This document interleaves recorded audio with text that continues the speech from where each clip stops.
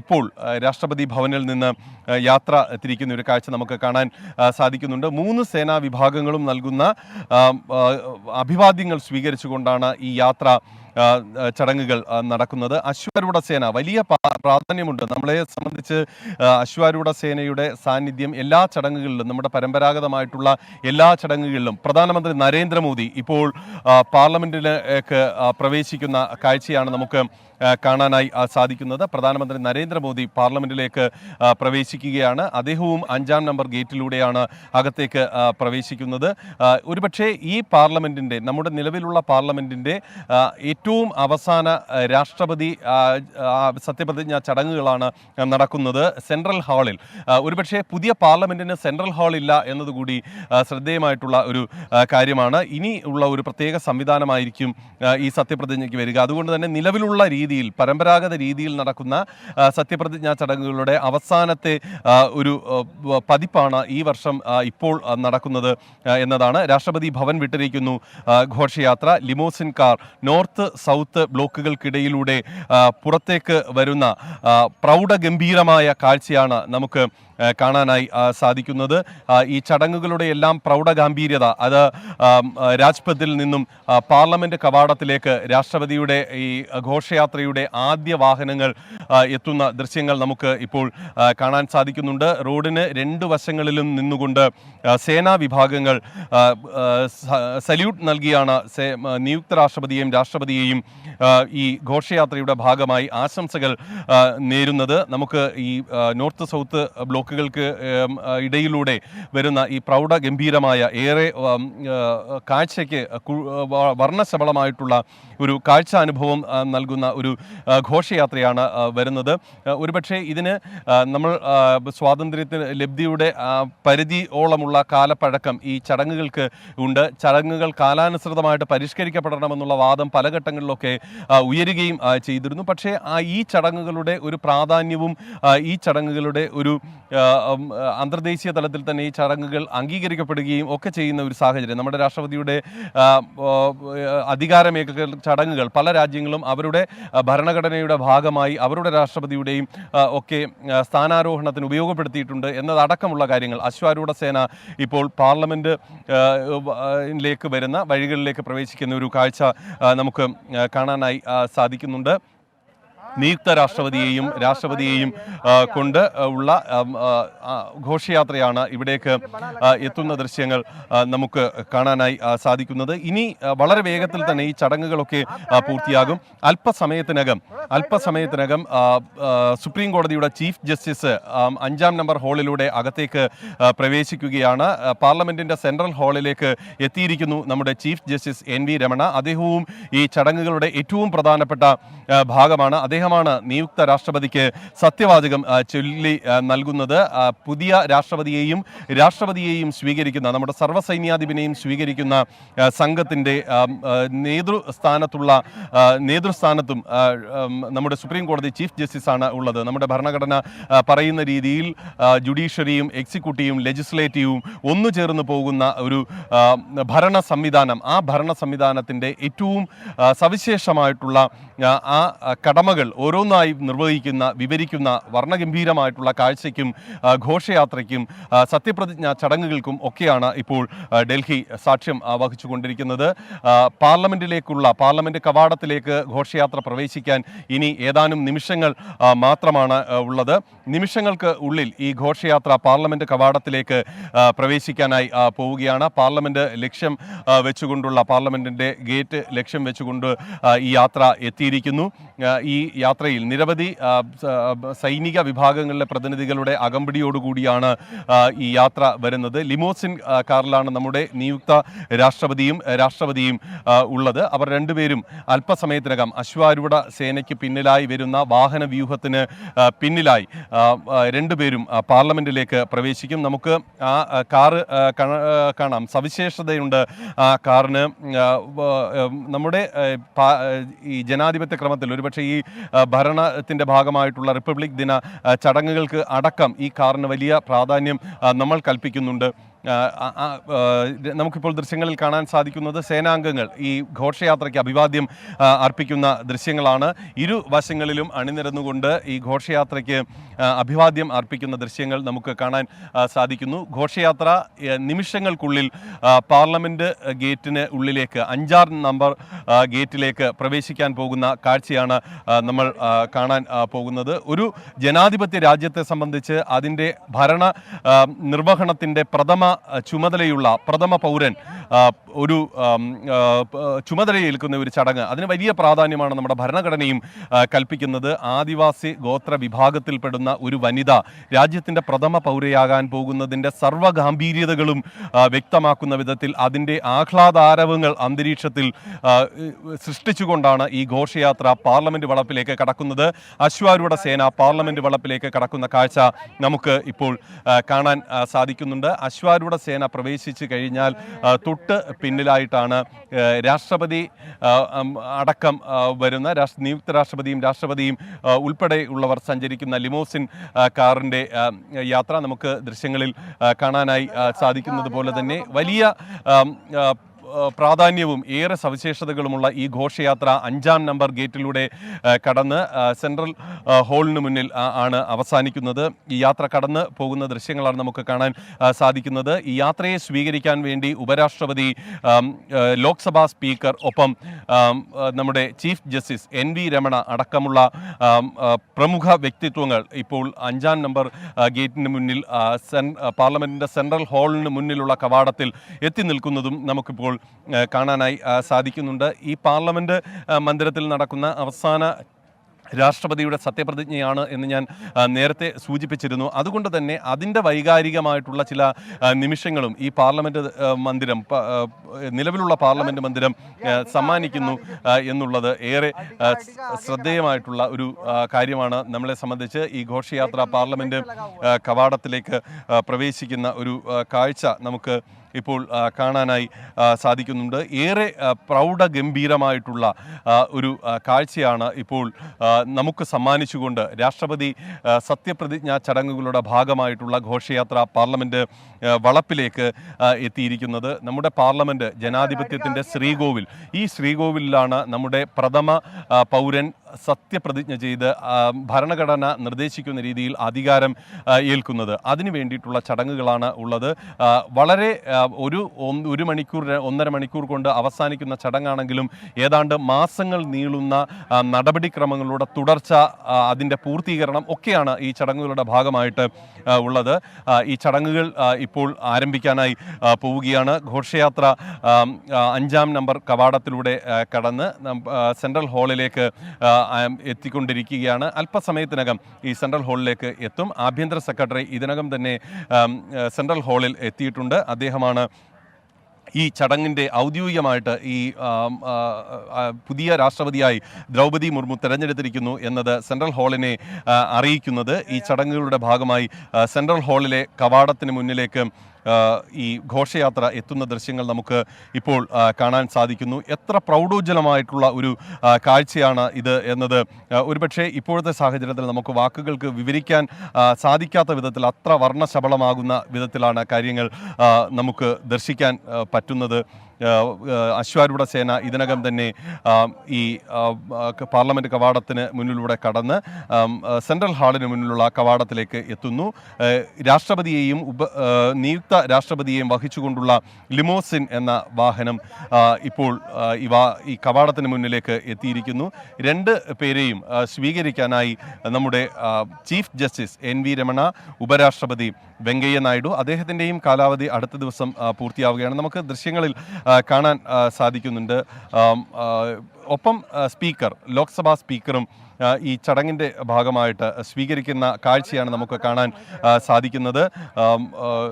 രാഷ്ട്രപതിയെയും നിയുക്ത രാഷ്ട്രപതിയെയും കൂപ്പുകൈകളോടെ സ്വീകരിക്കുന്ന കാഴ്ച ലോക്സഭാ സ്പീക്കറും സുപ്രീം കോടതി ചീഫ് ജസ്റ്റിസും ഒപ്പം ഉപരാഷ്ട്രപതിയും സ്വീകരിക്കുന്ന ഒരു കാഴ്ച നമുക്ക് കാണാൻ സാധിക്കുന്നുണ്ട്. നിയുക്ത രാഷ്ട്രപതി, ഒപ്പം രാഷ്ട്രപതി രാംനാഥ് കോവിന്ദ് മുതലായവർ ഇപ്പോൾ സെൻട്രൽ ഹാളിലേക്ക് കടക്കാനായി എത്തിയിരിക്കുന്നു. പുറത്ത് നിൽക്കുന്നവർക്ക് ഒരു അഭിവാദ്യം അർപ്പിക്കുകയാണ്. അദ്ദേഹത്തിന് അവിടെ സല്യൂട്ട് നൽകുകയാണ് സേന. അദ്ദേഹത്തിന് ഔദ്യോഗികമായിട്ട് സർവ്വസൈന്യാധിപൻ എന്ന രീതിയിൽ അദ്ദേഹത്തോട് യാത്ര ചോദിക്കുക എന്നുള്ളത് കൂടിയാണ് ഈ ചടങ്ങിലൂടെ സേന ഇപ്പോൾ ചെയ്യുന്നത്. സെൻട്രൽ ഹാളിന് മുന്നിലെ ഇവിടെ വെച്ചാണ് സർവ്വസൈന്യാധിപൻ എന്ന രീതിയിൽ വിരമിച്ച പ്രസിഡന്റിനോട് സേന യാത്ര ചോദിക്കുന്നത്. നമുക്ക് ആ ദൃശ്യങ്ങൾ കാണാം.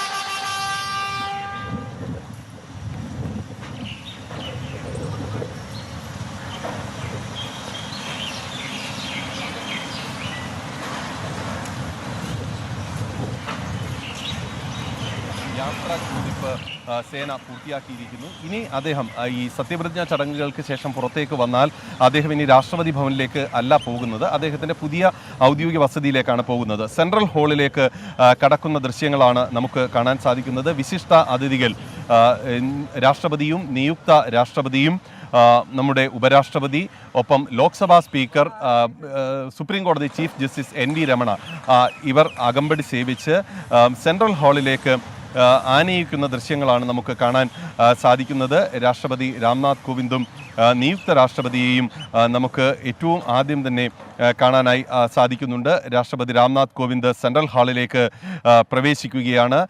രാഷ്ട്രപതി എന്ന രീതിയിൽ ഒരുപക്ഷെ ദളിത് സമുദായത്തിൻ്റെ ഭാഗമായിട്ടുള്ള രാംനാഥ് കോവിന്ദും വലിയ രീതിയിൽ ശ്രദ്ധേയമായിട്ടുള്ള പ്രവർത്തനത്തിലൂടെയും അദ്ദേഹത്തിൻ്റെ സവിശേഷമായിട്ടുള്ള സ്വഭാവ വിശേഷങ്ങളിൽ കൂടിയും ശ്രദ്ധ പിടിച്ചുപറ്റിയ ഒരു രാഷ്ട്രപതിയാണ്. വളരെ പ്രധാനപ്പെട്ട സന്ദർഭങ്ങളിൽ രാജ്യം കൊറോണ ഭീതി നേരിട്ട ഘട്ടത്തിലടക്കം രാഷ്ട്രപതി എന്ന രീതിയിൽ ചുമതല വഹിച്ച രാംനാഥ് കോവിന്ദിന് വിട നൽകുകയാണ് ഈ ചുമതലയിൽ നിന്ന് പാർലമെന്റ് ഭാഗമായി. ഇപ്പോൾ നമുക്ക് ആ ദൃശ്യങ്ങൾ കാണാൻ സാധിക്കുന്നു.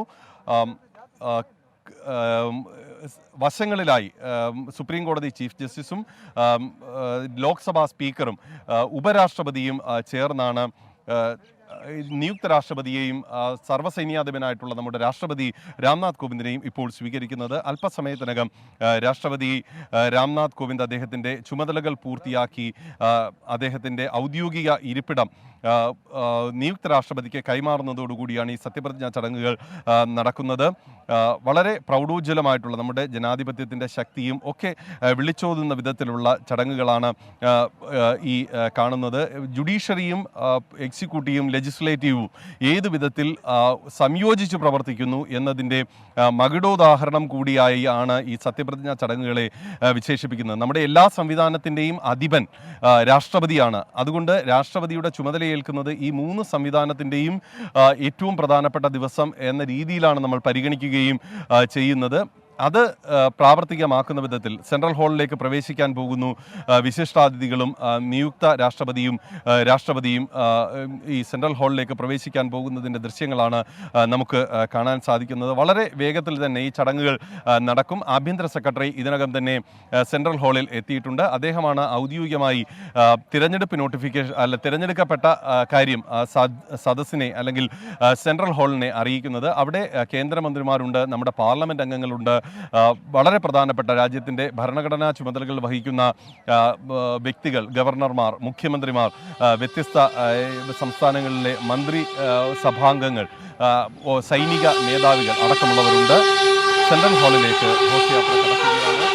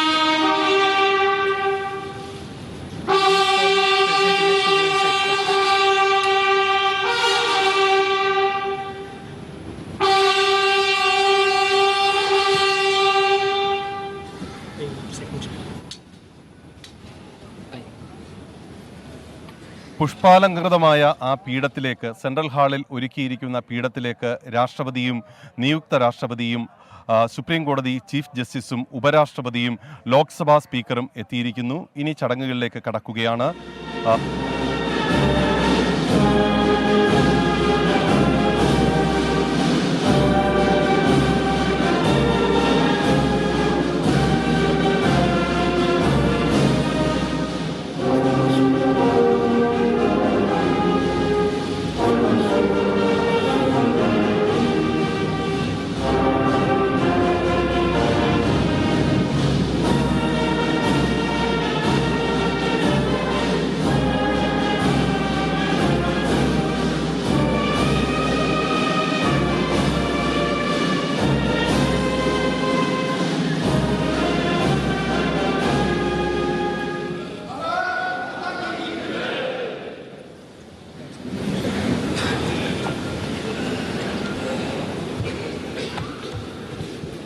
भारत के संविधान के अनुच्छेद 324 द्वारा भारत के राष्ट्रपति के पद के निर्वाचन का अधीक्षण, निर्देशन और नियंत्रण भारत निर्वाचन आयोग में निहित है और यतः श्री रामनाथ कोविंद की पदावधि का अवसान वर्ष 2022 के जुलाई मास के 24वें दिन तदनुसार शक संवत के वर्ष 1944 के श्रावण मास के दूसरे दिन होने के लिए नियत है और यतः भारत के राष्ट्रपति के पद को भरने के लिए संविधान तथा राष्ट्रपतीय और उपराष्ट्रपतीय निर्वाचन अधिनियम 1952 के उपबंधों और तदधीन बनाए गए नियमों और आदेशों के अनुसार निर्वाचन करा लिया गया है तथा परिणाम घोषित कर दिया गया है। अब इसलिए भारत निर्वाचन आयोग एतद द्वारा प्रमाणित करता है कि श्रीमती द्रौपदी मुर्मू वर्ष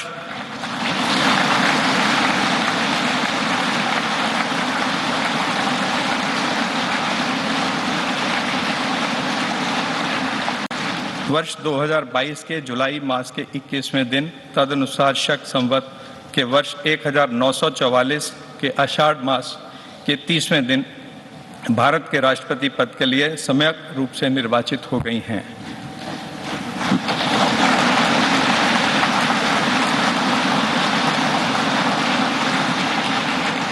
भारत गणराज्य के 73वें वर्ष में हमारे हस्ताक्षर और भारत निर्वाचन आयोग की मोहर से वर्ष 2022 के जुलाई मास के इस 21वें दिन तदनुसार शक संवत के वर्ष 1944 के आषाढ़ मास के 30वें दिन प्रदत्त किया गया।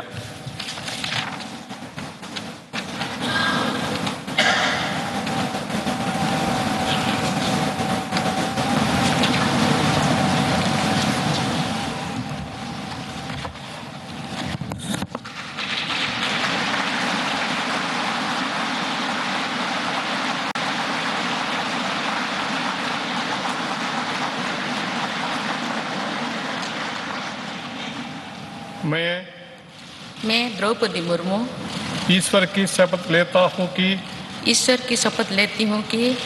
मैं श्रद्धापूर्वक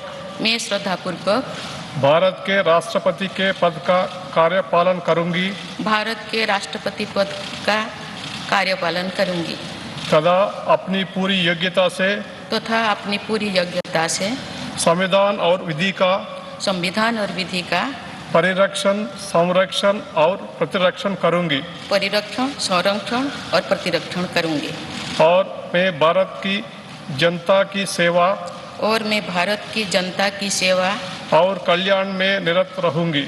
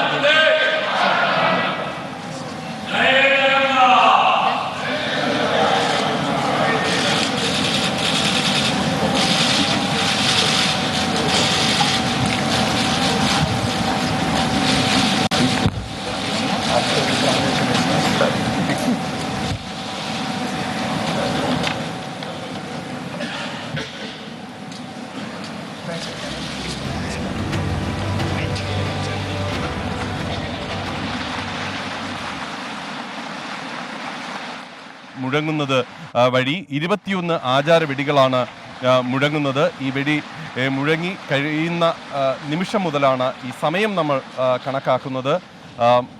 ചടങ്ങുകളുടെ പരിസമാപ്തിയിലേക്ക് കാര്യങ്ങൾ എത്തുന്നു. ഇനി പുതിയ രാഷ്ട്രപതി സദസ്സിനെ അഭിസംബോധന ചെയ്യേണ്ടതുണ്ട്.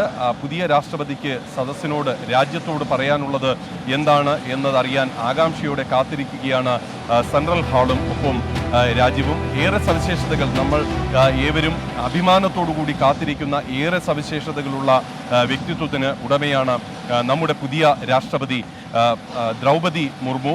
അതുകൊണ്ട് തന്നെ അവരുടെ ആദ്യ രാജ്യത്തോടുള്ള അഭിസംബോധനയിലെ സന്ദേശങ്ങൾ അത് വലിയ പ്രാധാന്യം അർഹിക്കുന്ന ഒന്നാണ്. പ്രത്യേകിച്ച് നിരവധി വിമർശനങ്ങൾ നമ്മുടെ സംവിധാനത്തിൻ്റെ ഭാഗമായി ഭരണക്രമം നേരിടുന്ന ഒരു സാഹചര്യത്തിൽ ഭരണഘടനയുമായി ബന്ധപ്പെട്ടിട്ടുള്ള ചില വിവാദങ്ങൾ അടക്കമുള്ളവ നിലനിൽക്കുന്ന ഒരു പശ്ചാത്തലത്തിലൊക്കെ വളരെ പ്രധാനപ്പെട്ടതാണ് പുതിയ രാഷ്ട്രപതിയുടെ ഇക്കാര്യത്തിലെ നിലപാട് വ്യക്തമാക്കൽ. राज्य सरकारों तथा संघ शासित प्रदेशों क्षेत्रों के प्रशासकों को भेजी जाए। भारत सरकार के सभी मंत्रालयों और विभागों को भी सूचना तथा आवश्यक आदेश जारी करने हेतु भेजा जाए।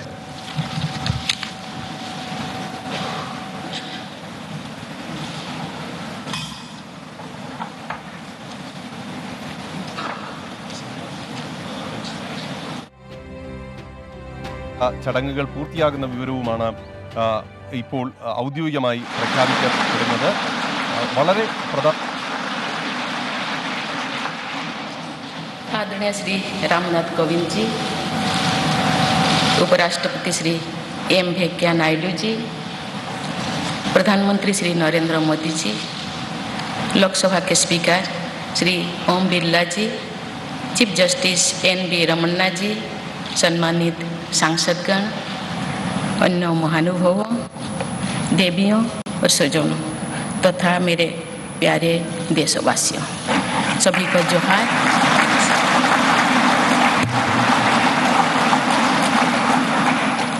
भारत के सर्वोच्च संवैधानिक पद पर निर्वाचित करने के लिए मैं सभी सांसदों और सभी विधानसभा सदस्यों का हार्दिक आभार व्यक्त करती हूँ।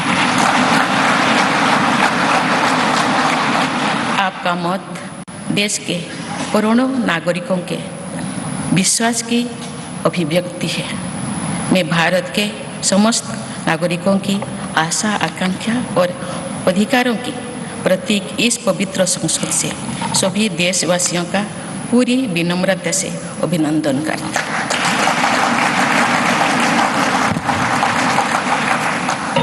आपकी आत्मीयता, आपका विश्वास और आपका सहयोग मेरे लिए इस नए दायित्व का निभाने में मेरी बहुत बड़ी ताकत रहेगी। मुझे राष्ट्रपति के रूप में देश ने एक ऐसे महत्वपूर्ण कालखंड में चुना है जब हम अपनी आज़ादी का अमृत महोत्सव मना रहे हैं।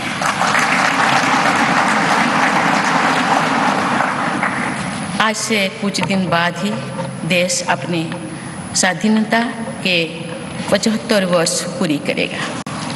ये भी एक संयोग है कि जब देश अपनी आज़ादी के 50वें वर्ष का पर्व मना रहा था तभी मेरे राजनीतिक जीवन की शुरुआत हुई थी। और आज आज़ादी के 75वें वर्ष में मुझे ये नया दायित्व मिला है।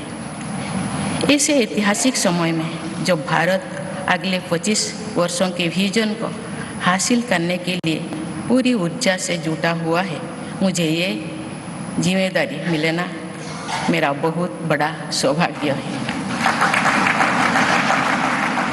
मैं देश की ऐसी पहली राष्ट्रपति भी हूँ जिसका जन्म आज़ाद भारत में हुआ है। हमारे स्वाधीनता सेनानियों ने आज़ाद हिंदुस्तान के हम नागरिकों से जो अपेक्षाएं की थी उनकी पूर्ति के लिए इस अमृत काल में हमें तेज गति से काम करना होगा। इन 25 वर्षों में अमृत काल की सिद्धि का रास्ता 2 पटरी पर आगे बढ़ेगा, सबका प्रयास और सबका कर्तव्य। भारत के उज्जवल भविष्य की नई विकास यात्रा हमें सबके प्रयास से करनी है, कर्तव्य पथ पर चलते हुए करनी ही है। कल यानी 26 जुलाई को कारगिल विजय दिवस भी है।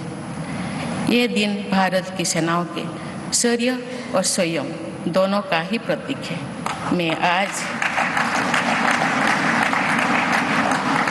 मैं आज देश की सेनाओं को तथा देश के समस्त नागरिकों को कारगिल विजय दिवस की अग्रिम शुभकामनाएं देती हूँ।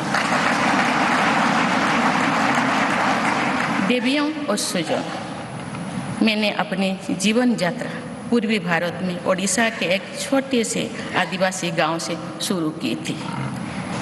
मैं जिस पृष्ठभूमि से आती हूँ वहाँ मेरे लिए प्रारंभिक शिक्षा प्राप्त करना भी एक सपने जैसा ही था, लेकिन अनेक बाधाओं के बावजूद मेरा संकल्प दृढ़ रहा और मैं कॉलेज जाने वाली अपने गांव की पहली बेटी थी।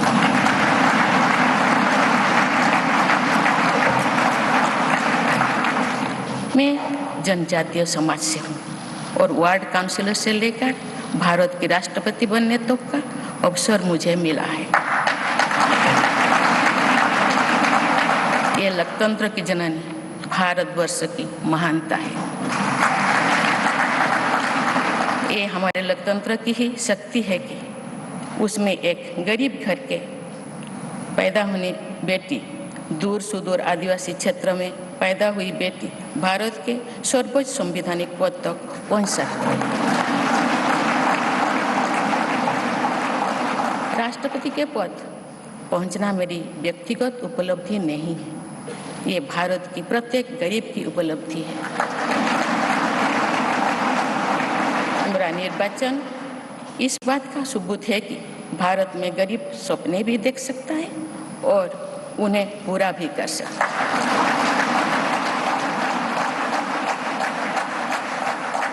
और ये मेरे लिए बहुत संतोष की बात है कि जो सदियों से वंचित रहे, जो जीवन विकास के लाभ से दूर रहे, वे गरीब, दलित, पिछड़े तथा आदिवासी मुझे ये अपना प्रतिबिंब देख सकते हैं। मेरे इस निर्वाचन में देश के गरीब का आशीर्वाद शामिल है। देश की करोड़ों महिलाओं और बेटियों के सपनों और सामर्थ्य की झलक है। मेरे इस निर्वाचन में पुराने लीग से हटकर नए रास्ते पर चलने वाले भारत के आज के युवाओं का साहस भी शामिल है। ऐसे प्रगतिशील भारत का नेतृत्व करते हुए आज मैं खुद को गौरवान्वित महसूस कर रही हूँ।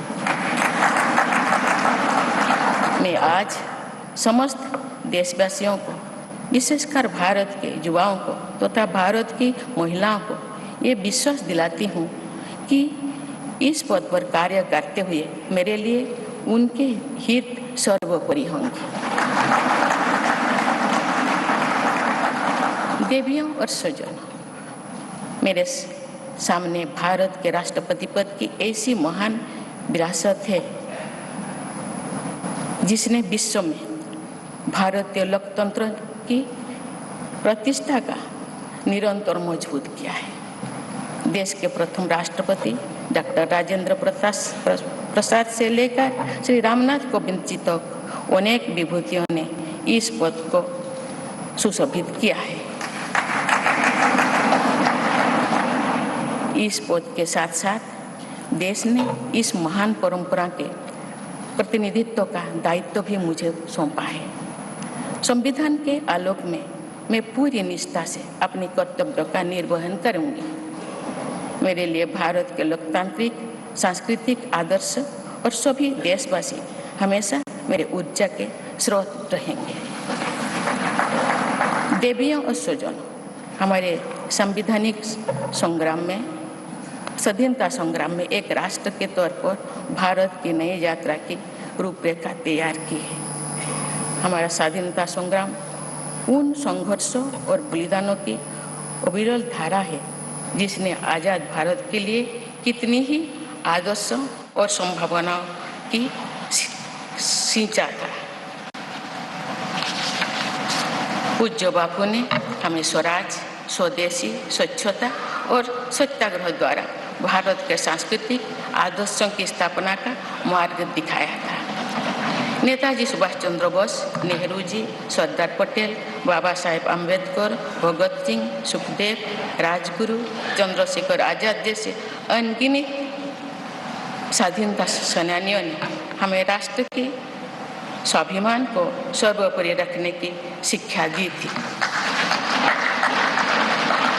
रानी लक्ष्मीबाई, रानी वेलु नाचियार, रानी गाईदिन्लु और रानी चेन्निमा जैसी अनेकों वीरांगनाओं ने राष्ट्र इच्छा और राष्ट्र निर्माण में नारी शक्ति की भूमिका को नई ऊर्जा दी है। संथाल क्रांति, पाइक क्रांति से लेकर कोल क्रांति और भील क्रांति ने स्वतंत्रता संग्राम में आदिवासी योगदान को और सशक्त किया। सामाजिक उत्थान एवं देश प्रेम के लिए धरती आबा भगवान बिरसा मुंडा जी के बलिदान से हमें प्रेरणा मिली थी। मुझे खुशी है कि आज़ादी की लड़ाई में जनजातीय समुदाय के योगदान को समर्पित अनेक म्यूजियम देश भर में बनवाया जा रहा है। देवियों और स्वजनों, एक संसदीय लोकतंत्र के रूप में 75 वर्ष में भारत ने प्रगति के संकल्प को सहभागिता एवं सर्वसम्मति से आगे बढ़ाया है। विविधताओं से भरे अपने देश में हम अनेक भाषा, धर्म, संप्रदाय, खान पान, रहन सहन, रीति रिवाजों का अपनाते हुए एक भारत श्रेष्ठ भारत के निर्माण में सक्रिय है। आज़ादी के 75वें वर्ष के अवसर पर आया है अमृत काल। भारत के लिए नए संकल्पों का कालखंड है। आज मैं इस नए युग के स्वागत में अपने देश को नई सोच के साथ तत्पर और तैयार देख रही हूँ। भारत और हर क्षेत्र में विकास का नया अध्याय जोड़ रहा है। कोरोना महामारी के वैश्विक संकट का सामना करने में भारत ने जिस तरह का सामर्थ्य दिखाया है, उसने पूरे विश्व में भारत की साख बढ़ाया है।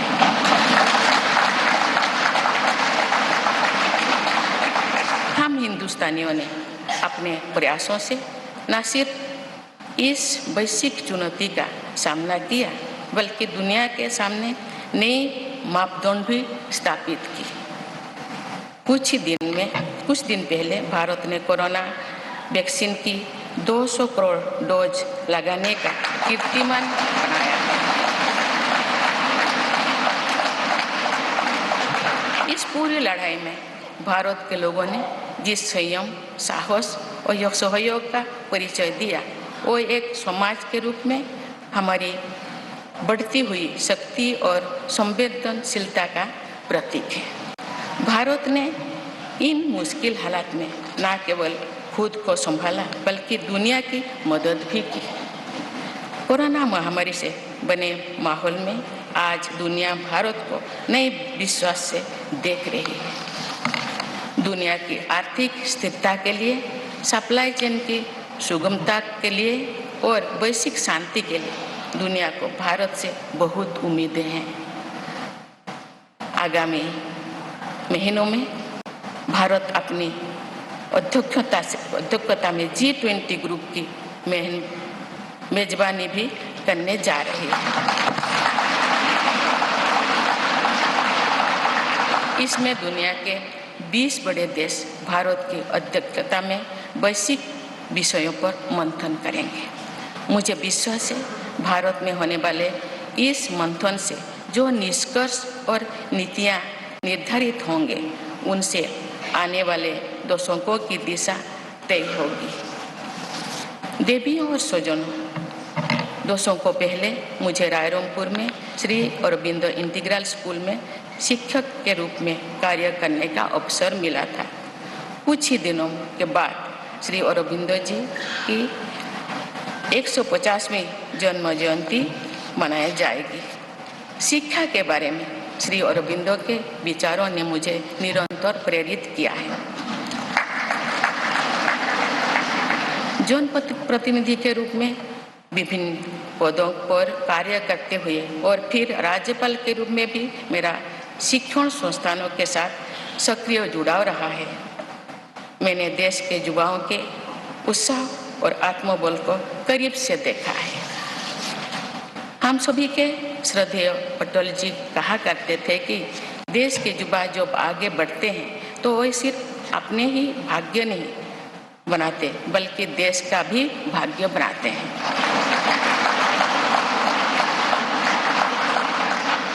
आज हम इसे सोच होते देख रहे हैं। वोकल फॉर लोकल से लेकर डिजिटल इंडिया तक हर क्षेत्र में आगे बढ़ रहा आज का भारत विश्व के साथ कदम से कदम मिलाकर औद्योगिक क्रांति 4.0 के लिए पूरी तरह भारत तैयार है। रिकॉर्ड संख्या में बन रहे स्टार्टअप्स में नए नए इनोवेशंस में दूर सुदूर क्षेत्रों में डिजिटल टेक्नोलॉजी की स्वीकार्यता में भारत के युवाओं की बड़ी भूमिका है। बीती वर्षों में भारत ने जिस तरह महिला सशक्तिकरण के लिए निर्णय लिए हैं, नीतियां बनाई गई है, इससे भी देश में एक नई शक्ति का संचार हुआ है। मैं चाहती हूँ कि हमारी सभी बहनें व बेटियां अधिक से अधिक सशक्त हो तथा वे देश के हर क्षेत्र में अपना योगदान बढ़ाती रहें। मैं अपने देश के युवाओं से कहना चाहती हूँ कि आप न केवल अपने भविष्य का निर्माण कर रहे हैं बल्कि भविष्य के भारत की नींव भी रख रहे हैं। देश के राष्ट्रपति के तौर पर मेरा हमेशा आपको पूरा सहयोग रहेगा। देवियों और सुजों, विकास और प्रगतिशीलता का अर्थ निरंतर आगे बढ़ना होता है, लेकिन साथ ही अपने अतीत का ज्ञान भी उतना ही आवश्यक है। आज जब विश्व सस्टेनेबल प्लैनेट की बात कर रहे हैं तो उसमें भारत की प्राचीन परंपराओं, हमारे अतीत की सस्टेनेबल लाइफस्टाइल की भूमिका और बढ़ जाती है। मेरा जन्म तो उस जनजातीय परंपरा से हुआ है जिसने हजारों वर्ष से प्रकृति के साथ तालमेल बनाकर जीवन को आगे बढ़ाया है।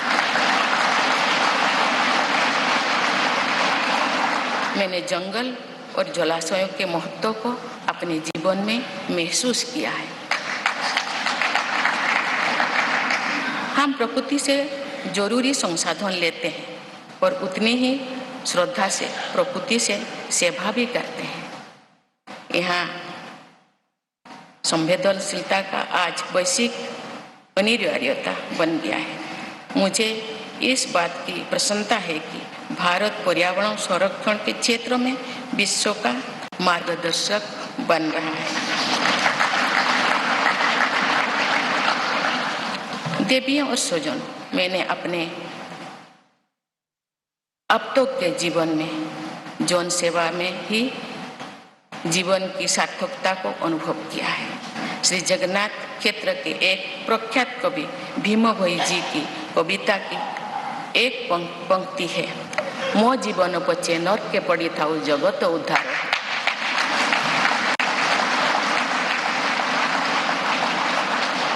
अर्थात अपने जीवन के हित और हित से बड़ा जगत कल्याण के लिए कार्य करना होता है।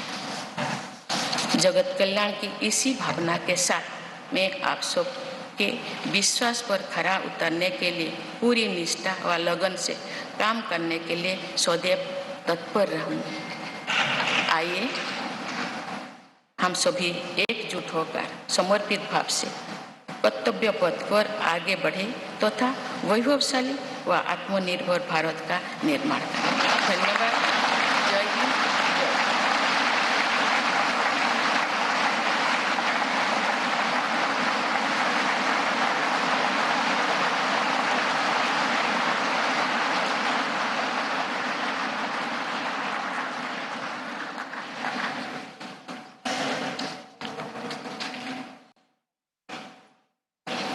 രാഷ്ട്രപതി ദ്രൗപദി മുർമു രാജ്യത്തോടായി സംസാരിക്കുകയായിരുന്നു. എന്തായാലും അടിച്ചമർത്തപ്പെട്ടവരുടെ ശബ്ദമായി മാറി പാവപ്പെട്ടവരുടെ സ്വപ്നങ്ങൾക്കും സാക്ഷാത്കാരം ഉണ്ടാകുമെന്ന് ഈ രാഷ്ട്രപതി പദം തെളിയിക്കുന്നുവെന്ന് ദ്രൗപദി മുർമു പറയുമ്പോൾ ഉപരാഷ്ട്രപതി വെങ്കയ്യ നായിഡു സംസാരിക്കുന്നു.